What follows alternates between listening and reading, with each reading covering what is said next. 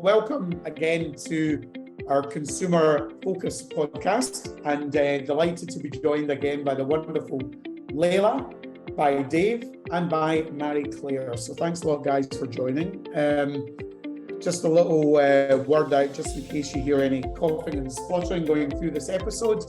I have COVID. It's taken 2.5 years, and it finally caught up with me.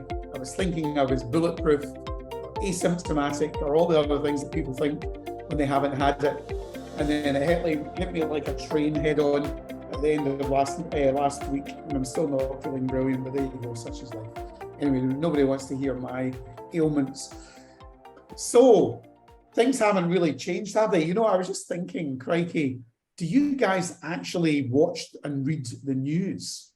Because it's a bit depressing. Who does? Do you watch it on a regular basis?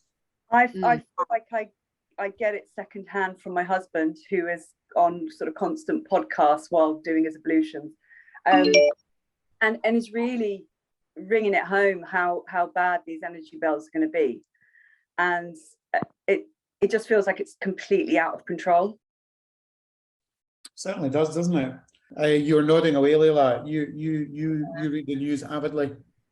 Well, I have the radio on in the background, and so every half an hour they do a little news bulletin, and it always seems like the same thing is being said pretty much every 30 minutes. You have to switch it off after a while, because it's again like, a doom and gloom, energy price caps, and like the amount of the percentage of our salaries that are going to be going on, just heating our homes, in the next year or so is going to be quite hard to wrap your head around. And then what with the political situation going on as well at the moment, it just feels like everything's kind of spiraling out of control a little bit. It's slightly scary.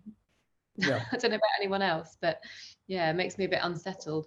Totally. I mean, it's the unknown, isn't it? And it's a very unusual situation. I mean, sadly, I'm old enough to remember the 1970s and the days of power cuts, and pretty much most service sectors were striking back then, and it's the only kind of what I would class as, I guess, similar-ish time, high inflation and everything else I can remember. But I mean, I was a relatively young boy back then, so it is scary, particularly if you've never been through it before. But even then, we're just not used to it, right? And it's the fear of the unknown, isn't it? Because it's like every week or every day almost. It feels like it just keeps getting worse. What about you, Dave? Yeah, my company is asking me to come into the office at least 3 times a week, and my conscience is saying, no, I don't want to do that. I know there's going to be the cost of travel and then the cost of Pret on the way, and I really want that to be under like 7-8 quid, when back in the good old days when it used to be. And all the other expenses that it's going to cost me, except for when I ride my bike, which costs me nothing, and it's the best investment ever. But yeah, even though it feels like I'm looking back at a nostalgic age, even though I wasn't alive then, I kind of feel like I've got the Pathé vintage clips of the miners striking and everything's bad. It's either that, or I feel that I've reached the age where everything used to be better back in the day. But I don't know if we're going to quite have power strikes or anything like that. I hope we don't.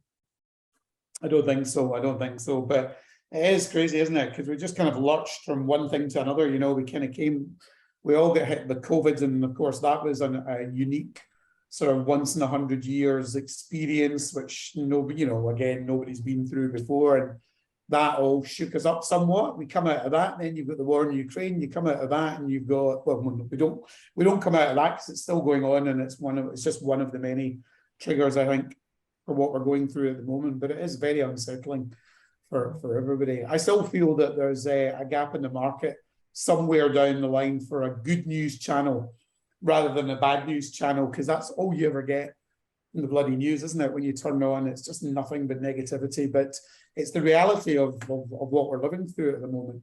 I'm curious, have you, with everything that we're going through, has it had any additional impact on you in terms of, have you decided, for example, not to go on holiday when you were very much planning to do so? Have you even cancelled a holiday? Have you maybe cancelled something that you had already bought? Has it changed your behavior in any meaningful way other than what it had done the last time we spoke? I feel we are definitely eating in more. And over the summer holidays, we probably would eat out more. And we've staycationed. I actually don't have an appetite to go abroad because it feels too stressful. Because I hear of so many people who've done it, got to the airport, and it's been cancelled. Yeah. I think I'm a bit averse to it for many reasons. But I think we've talked about this before, the price hikes on eating out. I just feel like just doing more big Aldi shops to get lovely food to cook at home. I am really conscious of, sometimes there's things you hear and they feel like, oh, this, they're scaring us, it might not happen. But with the energy situation, it's terrifying. And I feel like, I'm not someone who's going to have to be choosing between food or heat, but there are plenty of people that are. Yeah, absolutely. Yeah. Leila, Dave, anything to add to that? I think, yeah, I mean, to Marie Claire's point, it definitely, the eating out thing, I think is definitely something that I feel like I used to do a lot more when I was earning a lot less money, and feel like I was, I could kind of get by doing that and going out to eat like 3-4 times a week. And now I really have to choose my battles. So, I won't just, there has to be some kind of occasion tacked onto it. So rather than just like, oh, it's Tuesday evening, let's go out for a nice dinner, like that just doesn't happen anymore. And yeah, it's a shame really. And, and even things like, so I shop online at Sainsbury's, I get the delivery, but like even that, it becomes extortionate. And you think, actually, what do I really have to show for, however much I've spent on it? And it's the delivery costs are expensive as well. And yeah, I think I might end up having to sort of switch back to somewhere like Lidl, which is nearby, which is just slightly less convenient because you obviously can't get it delivered. But I think at this point you're sort of scrutinizing every cost, £4 here, £5 there. And remembering to kind of take things back if I don't want them to the shop. Sometimes I'd leave the I'd sort of let them sort of sit beyond the 28-day return period if it's closed, for example. But now I'm like, no, absolutely not. So yeah, definitely having an impact on your kind of day-to-day thinking and expenditure, etc. Dave, same for you? Yeah, as I was saying before, I think we started recording this. This was supposed to be coming live from a budget hotel room on a coastal town or something like that. I've got annual leave. I'm so keen to spend it, not just in my local area. But I just got through the booking process and I kind of went, is this going to be worth it? Like, firstly, I saw the customer reviews saying there's a bit of dry rot and there's mold and there's other bad services. And then I was like, okay, how am I going to get there? The train's going to cost me too much. And I was like, is the time right? Or should I do like Leila, just wait till a birthday and then, or do the right thing, do the social thing, grab a few friends, split the cost, and then just actually make an occasion of it. So unfortunately, we're live from Chateau Dave. Coffee's all right. Well, at least you've got a roof over your head. That's good company as well. That's the main thing. Exactly. But yeah, it's a good point, isn't it? I mean, it really is affecting all of us, isn't it? Just in terms of, just day-to-day decisions that things that you'd normally not even have to think about, actually, in terms of, maybe where you shop, your groceries, etc. Just having to really make much more considered decisions about where you shop because of the situation that we're in. And obviously the political, I think you alluded to this, Marie Claire, but the political environment is just making it worse, isn't it? Because we're in this period of stagnation until we get a new prime minister where somebody can actually take some decisive action about this. It's just ridiculous, but we are where we are. I always take comfort in the fact that everything in life is cyclical, and history does have a habit of repeating itself, and even when you're in the middle of something, no matter how scary it might seem, whether it was the pandemic or the cost of living crisis that we're in now, we will come out of it. That's the reality. We will come out of it, and we'll come out of it, sooner rather than later. But of course, again, the question is how soon is soon? And it may not be soon enough for some. And whilst we might all still be okay, you know, there are people who, you know, it doesn't even bear thinking about this winter, you know, to your point about having a choice of, you know, either keeping themselves warm or being able to put food on the table. Anyway, moving on from that, I wanted to talk about, as we always do in these podcasts, where we delve into an area of customer experience in a bit more detail. I wanted to just spend a bit of time talking about last mile delivery. I think the last mile experience is hugely important, whether you've been buying online or whether we're talking about it in a multi-channel sense, because for many people, it's the last touch point that you have with a brand that you've given your money to, and it can really have a big impact on, I think, on how you feel about that business. I'm curious to ask, when you're choosing how you have your order fulfilled, do you sometimes decide to go down the path of click and collect because the retailer that you're buying from doesn't have the delivery option that you're looking for? Can I dive in straight away with Please. who I think is absolutely nailing it in terms of their delivery or click and collect, or how you can get same day? Please do. Argos. Argos. So Argos has become something I'm quite loyal to for various reasons. It's not quite my John Lewis, but it is a really reliable service, I find. So it gives you a really straightforward option online. Put in your postcode. Is it available in your immediate store? Tells you immediately if it's in stock. Then it will tell you, if not, it might be at this one that's this many miles away from you. Then it offers to click and collect it at Sainsbury's also, or they'll say they can do same day delivery and you pay a certain amount if you want it within certain hours, or you can have it up till 10 o'clock and that might be free. I would need to check that, but it just feels like it does everything, and I get next points, and it does everything possible to make me keep coming back to them. That, and also the fact that because Sainsbury's and Argos, Nectar and Habitat are all allied now, if you're getting Argos furniture, you know, and there's nothing wrong with that, because I've got some really nice furniture from them recently, but they'll also surprise you with, oh, this is Habitat as well, which Habitat has also now got a bit of I don't want to say everyday range because that's John Lewis's version, but it's got the more basic range. So it's almost like they've all come together to make a brilliant delivery experience. And or click and collect. And when I had something delivered recently that was too big for me to collect, the guy who delivered went out of his way to make sure, even though I was saying, oh, you might have to leave it on here and I'll get someone to bring it around the back. He was like, no, I can do it. I'll put it on my trolley. It really felt like it felt like it was Argos delivering it, not somebody outsourced. Right. That's good feedback, and I've got some thoughts on them that I'll talk about maybe in a bit. But so great that they are nailing all of that.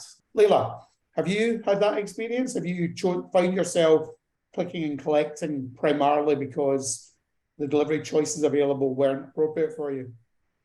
Yeah, well, actually, I was thinking the same thing as Mary Claire in terms of Argos, because I traditionally used to think of click and collect as being, you know, like IKEA, something IKEA did quite well, but, you know, being like living in sort of inner city and not having access to a car, that's pointless for me, because, you know, how am I going to get to an IKEA and get a big ticket item back? And, you know, I think their delivery costs used to be like a £35 flat rate or something, which was just way too much. And so Argos is good in the sense that you know, you can get stuff pretty much instantly, and also they have physical stores in very convenient locations as well. Like, so they have them in, you know, like the 2-minute walk from Bank Station, for example, they've got an Argos. And, you know, so I think that like the way that they've done it is really good in terms of like the spread of stores, that they have them in the middle of cities, you know, but they don't feel like they're kind of like these big sprawling things. So it's a very like easy transactional, you know, like in out very quickly kind of experience, which that in itself is a blessing as well. Yeah, so I think, you know, as long as click and collect is great, but as long as you can kind of you know, get to the stores with relative ease. Yeah.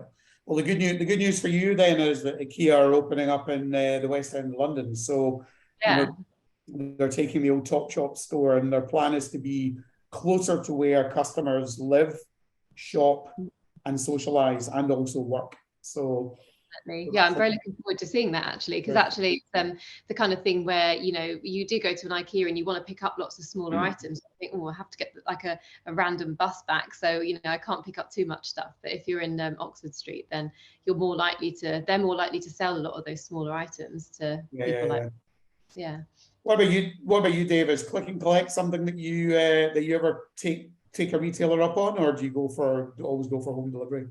Yeah, I mean, you know, for example, I can see my trainers are starting to wear out, but I don't need them today. I can get them in 3 to 5 working days before the hole starts to emerge and I'm just walking around like a hobo. So click and collect is great for me, particularly during the lockdown months, years. I can't even remember, it all merges into one. But when I needed an excuse to leave the house, when I needed motivation, I did loads of click and collect just to make sure that I felt enough stimulation to get out of the house, and then I'd wrap that up into either a bike ride or a weekly shop. And although I feel I'm quite against walking into Sainsbury's to go get some bread and eggs, and I think I need some Egyptian cotton pillowcases as well.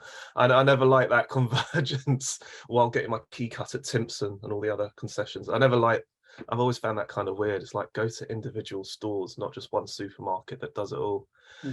But that convenience, that spread, particularly in the inner cities, of having an Argos and a Sainsbury's, I think is brilliant. I just think that Argos has lost a lot of character since I went in there. That's all. I just want to flick through a catalogue while waiting. It's all digital now. It's all digital. And just out of curiosity, have any of you actually, when you've been looking to buy online, has the lack of delivery options, when you found something that you want to buy, has the lack of delivery options actually literally made you decide to go and buy from someone else? I definitely found in lockdown, if I wanted to get somebody a nice birthday pampering gift or some sort of, not quite a hamper, but something that felt like, you've got a lockdown birthday, here's some nice gin. If I was on John Lewis website, I would get it, put it in my bag, and it would say next day delivery available. And then when I went out, it gave me 3 days later or something like that. And I kept thinking, maybe it's just this product, go back and do it again. It also happened with M&S, and how I felt there, it was almost like I really needed those reliable brands to be able to fulfill the fact that I may have forgotten somebody had an important birthday the next day. So it's my bad planning, but I did feel like it was offering me next day, and then when I got to check out, it wasn't. And I'm not the sort of person, I'm too stubborn. I wouldn't go, oh, well, they could just have it a day later, I'll just go on Amazon, who will get it there. Yeah. Dave, Leila, what about you? I've actually gravitated towards Wilko out of for cat food and cat pet supplies and things, because basically I used to go get them from Sainsbury's, but they I found it quite unreliable, because you know with Sainsbury's, if you pick a specific item, then they don't have it, for example. So if you select accept a substitution, then fine, that's kind of on you to take whatever they give you or not.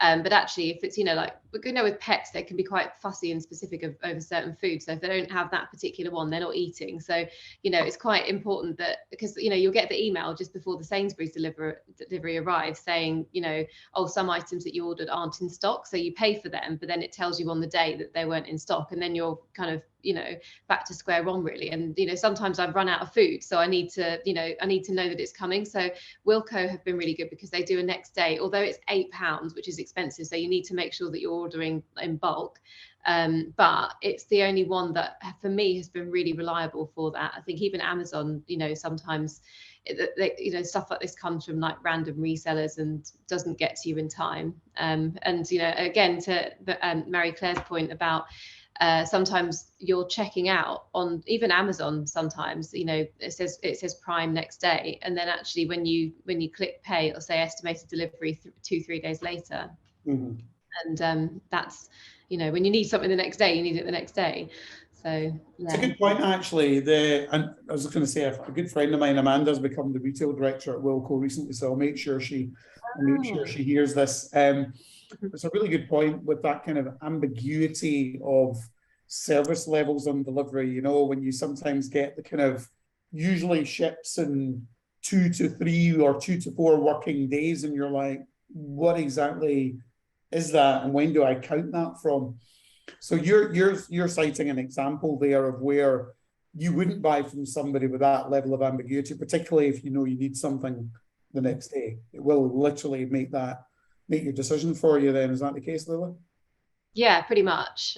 You know, the cat's got to eat, and I'm wish I was more organized as to order stuff way in advance, but I'm not. So it always ends up being like, oh God, I actually completely run out, so I need to order something to come tomorrow. Yeah. You know, such is I'm sure the case for many other people too. Indeed. What about you, Dave? Have you found yourself not making that purchase because of that sort of ambiguity over when you're actually going to have your order delivered or anything like that? No, I think I'm pretty chill. I think that's just my approach to most things. And if anything, I mean, I usually find myself shopping later into the evening, at which point, you know, when are they actually going to get the confirmation email in order to put that into a trolley, to get into a van, to get to my house? Usually I do the same as what some other people do. I just leave it in the basket overnight, come back to it after I slept on it the next day, and then decide if it was for me or not. Fair enough. And from a delivery cost point of view, I mean, do you expect to get your delivery for free when you're buying online? I think there's a cost of labor involved. So of course, postage needs to be either factored into something that is added on, or it's just included in the price if the prices are a bit higher. And I say that coming from an ex-local newspaper delivery boy as a teenager, even though it's about 30 pence an hour to do that. Yeah, I think costs needs to be factored in for that. Plus, even though most vehicles are now going electric, there's still the factor of petrol or electricity or whatever it is to do that. Your story there of delivering newspapers reminded me of something I did. I'm now to get my calculator out, so it must be about 46 years ago or thereabouts, when I was 10. I had a milk round. I used to jump on a milk cart at 4:30 or 5 o'clock in the morning and deliver milk.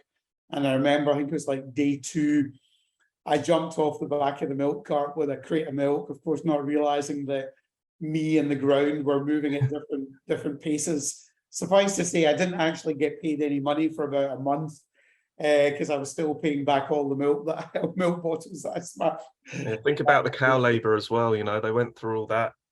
I mean, I've done it all as well. You know, the stickers that say "Don't post junk mail." I've posted junk mail. You had to respect the stickers, but I've still done that as a little we all do what university earner. So we all do what we can to get by, right? What about you, Marie Claire, Leila? Do you have any thoughts on delivery? Is that an important factor for you in terms of getting it free or not when it comes to making your decisions about buying online from a retailer? I think because with Amazon Prime, you feel like you're getting it for free because you've paid up front or you've got it attached to your TV or whatever. Yeah. I think it sometimes is a bit of and there's a delivery charge. I think I'm sometimes alarmed with how much they vary. $3.50 seems acceptable, but $9.99 for delivery can feel a bit ouch. That's totally changed the price point of something that I was buying because I thought I had a good deal on it. And I also have noticed that, and again, I can't remember which one it is. It's either John Lewis or it's Marks and Spencer's. Now, one of them will charge you to click and collect a certain amount. I don't know how much it is, but it's no longer a free option. So it's almost like, but I'm still going to, but I suppose they think, well, we've had somebody come to Waitrose for it's not John Lewis, is it? It's Waitrose, it's the partnership. They probably think, well, there is still a delivery cost, but then I'd rather go, well, I just get it to my home. And one of the things, just to your point about ambiguous delivery, it's missing deliveries because you don't know when something is coming. It's the days when a washing machine was delivered on a certain day. I remember my mum saying, can't go out all day because something's coming, and it was coming and it wasn't ever late. And that kind of can vary now.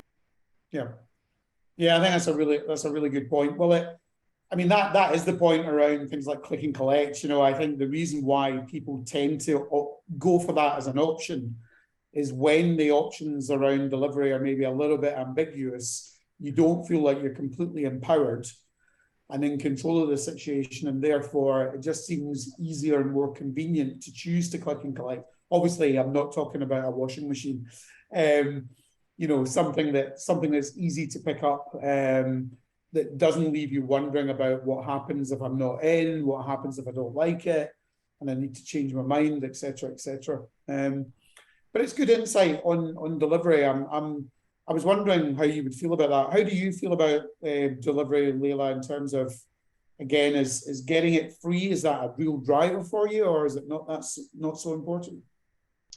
Yeah, I mean, I think if I'm more inclined to shop somewhere that offers free delivery, because you feel like you're, you know, because actually the online experience is better in a way than the physical experience, because it's less effort on your part, right? But if you're having to compensate for that effort by paying a delivery fee, then it kind of swings and roundabouts then. So yeah, if it's somewhere that where I could quite easily go into a store, like, so if it's a store I'm buying from that's near me, and it charges for delivery, I'll always just walk into the store and get it. You know, but then you know, Amazon Prime, like, I pay for that and always seem surprised when I see it come out of my account, and I'm always outraged for a bit, but I'm like, oh yeah, I signed up for this. But actually, you know, it just means that you can kind of order stuff freely on Amazon, and you know, and not have to kind of worry about it. And ASOS, I think they do I think it's like £10 a year Premier delivery, and you get everything, you know, free delivery. So that always feels quite, you know, it just makes you, it kind of takes away one more barrier to you buying something, I think, if the delivery is free or you've prepaid for it. In my... I think, you know, interesting you bring up Amazon a couple of times there. I think Amazon Prime probably is the best retention marketing campaign of all time, right? Isn't it? You know, in terms of us feeling that we're we've paid for it already, right? We've got it, we might as well use it. And as they continue to keep adding new product categories, it just becomes stickier and stickier, you know? Makes it harder to choose to go elsewhere, doesn't it, in a way? What about horror stories around deliveries? I mean, are we past the days when things were thrown over the garden fence or left in the wheelie bin and, you know, ruined or damaged or whatever? Have any of you had any real delivery horror stories, either previously or lately? This isn't a personal horror story, but it's been brought to my attention of a local business which is all about unclaimed Amazon, reselling unclaimed Amazon items. And the local theory or whatnot is that it's actually when they possibly have gone around collecting stuff that has not been observed. So it's making a business out of poor deliveries, because, Wow. you know, anybody can say, oh, it just didn't arrive, and then it gets resent to them, whereas somebody's hoovering up these unwanted goods. Of course, I'm not going to name any names, but that's apparently, you know, it's a business strategy, because I've not lost an Amazon item, but I know plenty of people who have. But basically, so what you're saying is essentially, it sounds like a fairly unscrupulous local business that goes into people's wheelie bins or front doors or whatever, gets the Amazon parcel before the person knows that it's been delivered, and then that person doesn't think that they've had their delivery successfully. They complain to Amazon. Amazon resend them the same item, and this business resells the items that they've essentially stolen. Yeah, understood that correctly? That's pretty much what the local knowledge is. I mean, you know, you can't know that. I've never been anywhere near it, because I wouldn't want to buy something somebody else had unclaimed. But it's earpods and things like that. Wow, I've never heard of that before. It doesn't surprise me in the slightest, but I've not heard of it. Amazing. Any horror stories, Leila? Having goods delivered and some kind of issue with it? Well, actually, recently I was I got a very last minute ticket to a music festival this summer, and and I was completely unprepared. So I went on ASOS and, you know, ordered a load of stuff thinking, you know, and it had to be next day delivery as well. So, you know, ordered it for next day delivery, and I was like, I'll pick out a couple of bits. I'll probably just return the rest.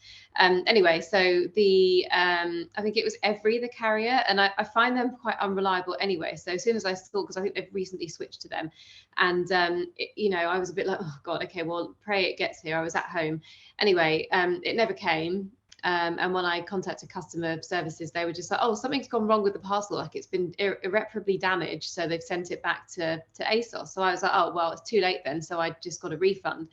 And then about a week and a half later, I got this giant cardboard box on my doorstep, which had the ASOS order in it, but it had like about 10 other items of clothing in it as well. So it's like, obviously at the depot, somebody had just seen this package and been like, oh, this must belong to it as well, and just swept up all these random, like, you know, dresses. There was a sari in there, there was a, you know, all sorts of like weird and wonderful things. And it was basically, yeah, and so I've got this big box full of like full of things that, you know, I've been refunded on, so I've essentially got them for free, but, you know, a load of other things as well that I didn't necessarily buy. And I just wonder what process or chain of events happened in the run up to that that happening, and what I'm going to do with this box full of things now, because, you know, I find it's obviously quite wasteful. So you know, I'll probably sell them somewhere, or you know, but then it's, yeah, it was just not necessarily donate them to a charity. Yeah. that would be the way to go. Yeah, I mean, it's an interesting one. Yeah, so that's I haven't heard of that either. So it's almost like they're using you to get rid of a excess, unwanted, undelivered stock problem. It's really strange. But that sounds like it was a delivery company that did that, was it, or was it actually ASOS? No, I think it was the delivery company. So, you know, it seemed to be that the level of, like, the standard of delivery has gone down markedly since I think they switched to this current provider. So I have fed that back to them as well. I think, if I'm not mistaken, that is a delivery company that's rebranded not that long ago. Yeah, I can't remember what they were before, but they were something that was, you know, may or may not have been Hermes. Yeah, that was it. Possibly. Yeah. Yeah. So a rebrand doesn't necessarily make you deliver a great customer experience and customer service. You've still got to fix the problems that were there in the first place, which sounds like they've got a challenge to do there. But that's a really interesting. Yeah, I mean, they'd be much better, wouldn't they, donating those products to you know, a homeless charity, or, you know, some other charity that could mean that the products go to somebody that really needs them. I'm not saying you don't need new clothes, but you know what I mean. In this case, you ended up with all these excess products that you don't necessarily need in the first place. What about you, Dave? Any horror stories? Yeah, no, apart from not actually knowing when between 1 p.m. and 9 p.m. that this tiny item that I ordered on Amazon is going to come. My only horror stories is being a cyclist and trying to avoid delivery drivers because they're just trying to make their slots, but I can only go a limited speed. So I always worry that an Ocado driver's going to clip me and knock me off. That's my nightmare that has yet to hopefully never emerge. God forbid. I worry these days. I mean, I've just got an electric car, and I worry about electric delivery vehicles, and particularly those on bikes and everything. Just because I nearly got knocked down by one of them not that long ago, and you really don't hear them. And you know what bikes are like. I mean, electric bikes, in and out of the traffic and everything. And if you don't hear it, and you're not, you know, really keeping an eye out, you know, it can be quite an issue.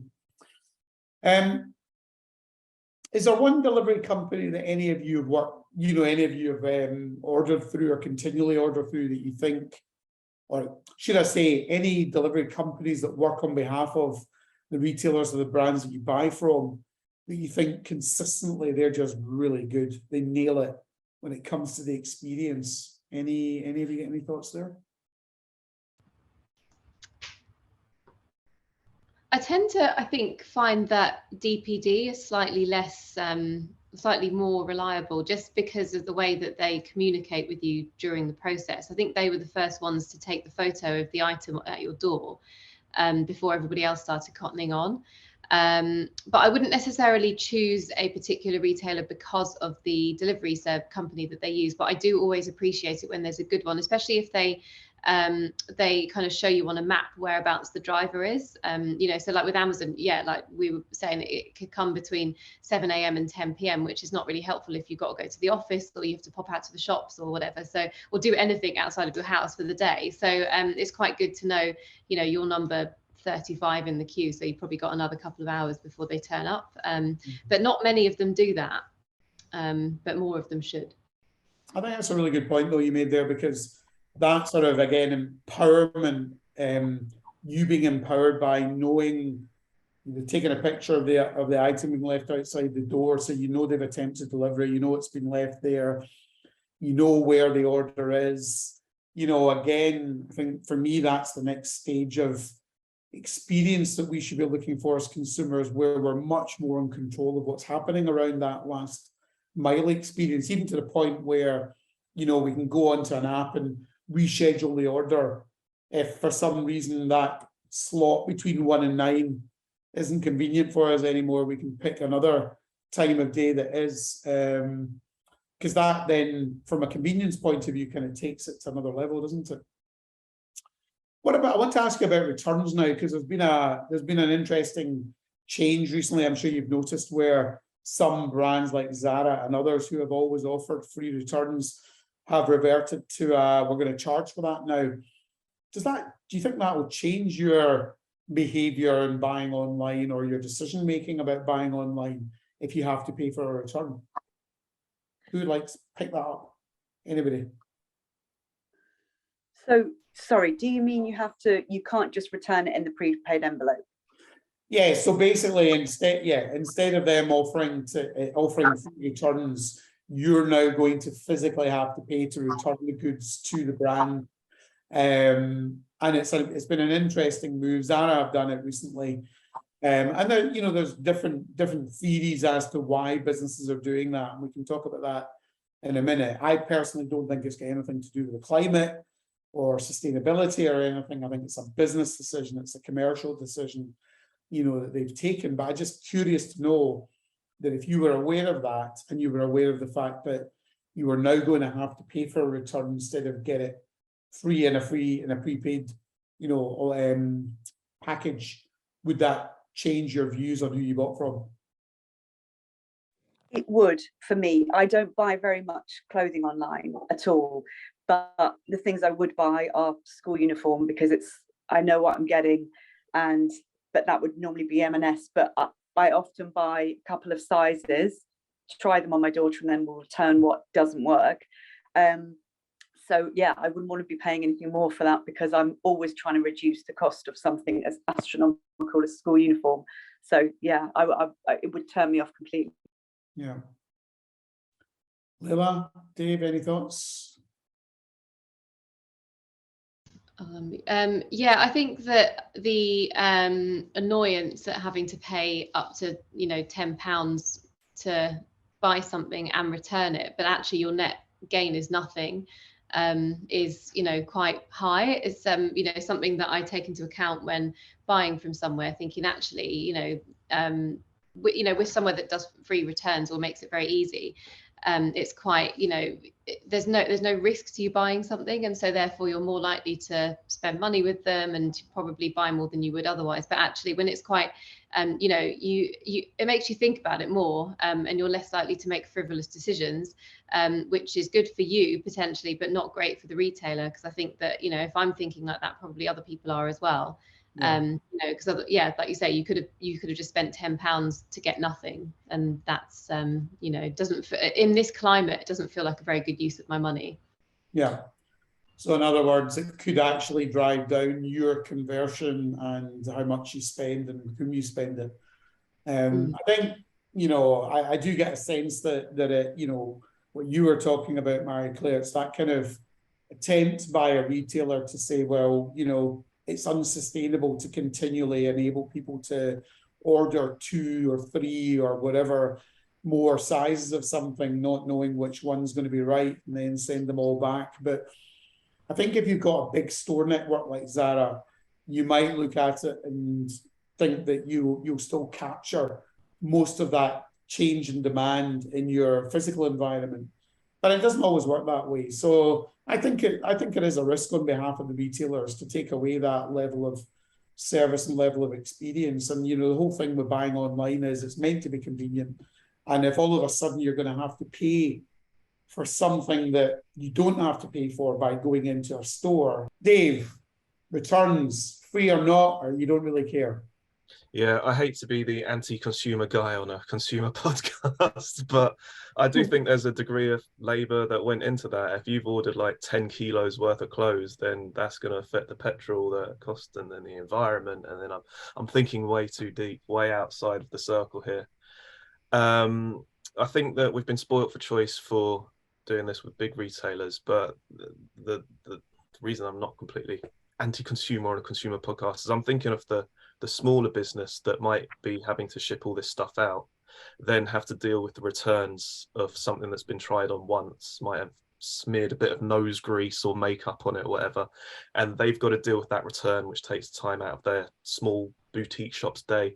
But also they can't now sell that item that there's 2, 3, 4 items that you've returned as first hand. They're now second-hand goods, and definitely spoiled for choice for the bigger guys. But if you're doing that to a smaller business just because you've been trained to do it, yes, it's not particularly good. So I think it maybe it should be discouraged. But then I'm talking about clothing. It's a complicated thing where we're all different shapes, sizes, and fits. So I don't know. I haven't been into a dressing room in a few years, so. And that experience I find quite stressful, taking 4 different pairs of jeans, trying to remember the combination of leg and waist that I am. It's an interesting one. I mean, I think sometimes some of it's driven by actually the lack of efficiency on behalf of the retailer in terms of how they communicate their sizes.